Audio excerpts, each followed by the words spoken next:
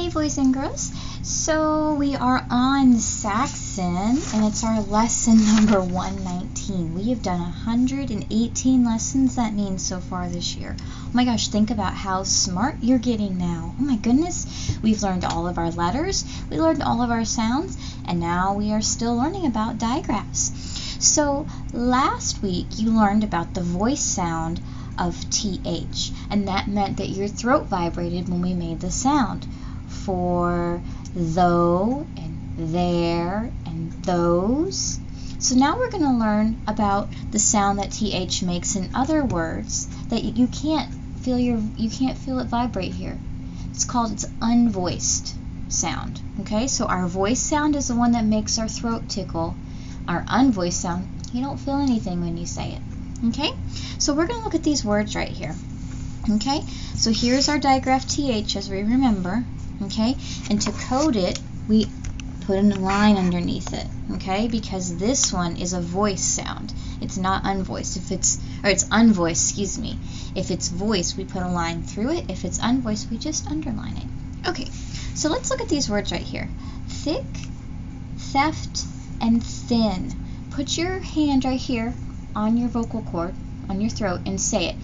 Thick, theft, thin. Did your throat tickle when you made the th sound? Mm-mm.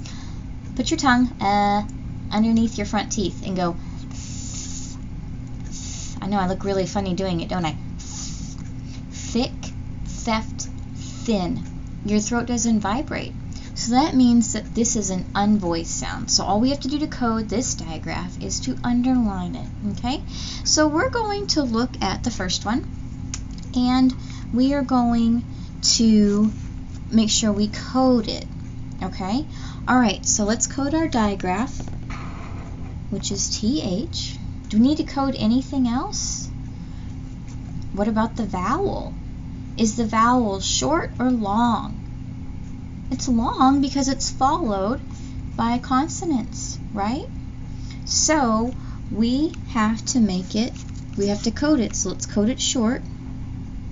Put a breve over it. And do we have anything else? This right here is the digraph. CK, we learned about that. It makes the k sound. Thick.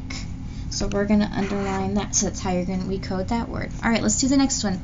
We're going to underline our TH digraph. That is unvoiced. We're going to code our vowel, which is E, and it makes the sound.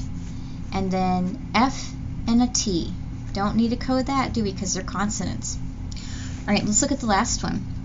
Thin. Let's underline the TH. I'm going to code my I with a breve. Good job.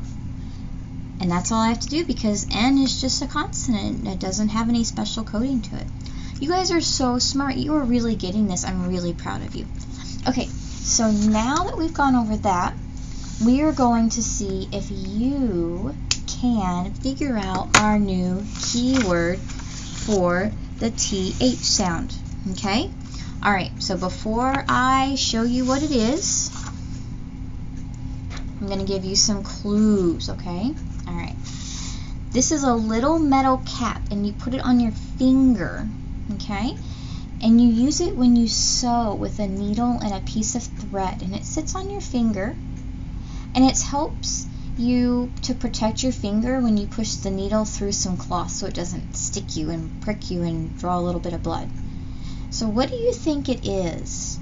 Ask somebody if you don't know what they might think it is. The little cap that you wear on your finger to protect it from getting poked by the needle when you're sewing. If they told you that it is a thimble, they were right. This is a thimble. This little cap right here goes on the end of your finger and you sew with it. Isn't that pretty neat? Yeah, it's a thimble. Miss Richardson doesn't have any because she doesn't know how to sew, but I bet somebody in your house does, or maybe you know somebody like a neighbor or a grandma or a grandpa. So whenever we can start visiting other people again, you can ask somebody if they have one to show you what it looks like. Sometimes people collect them from all over the United States. Okay, so whenever you see this digraph TH and it's underlined, you're going to say thimble, and that will help you remember what sound it makes, right? Okay, so what we're going to do is I want you to get out your worksheet right here, worksheet number 119,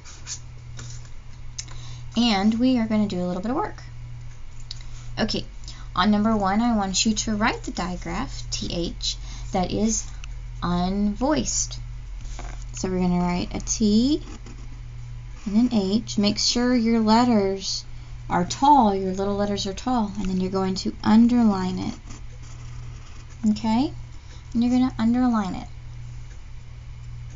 Okay, and I want you to say thimble. Thimble.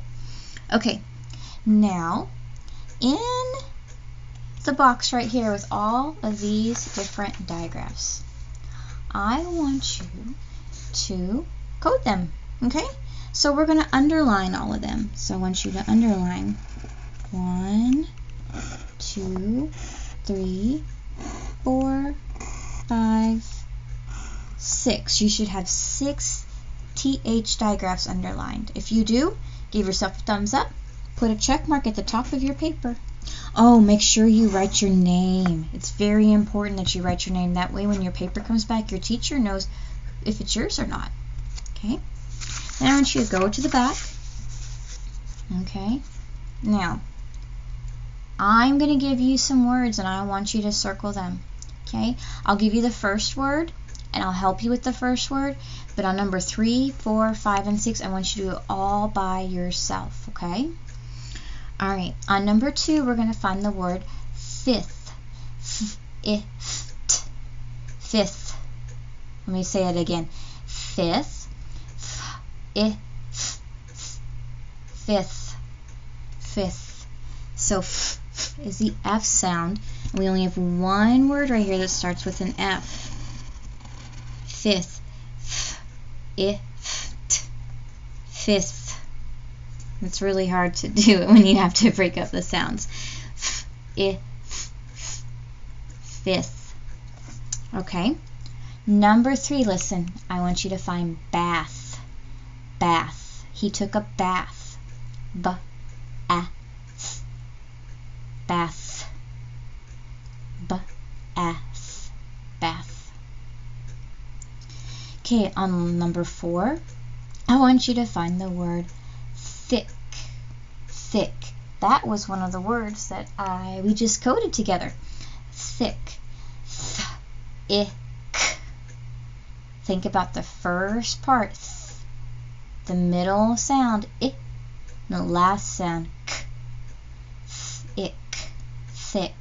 That was a thick piece of bread. Number 5. Let's find the word math. Math. I love to do math because it has lots of numbers to count. Math. Math. Okay, on number 6, this one's going to be tricky. I want you to find the word moth. Moth.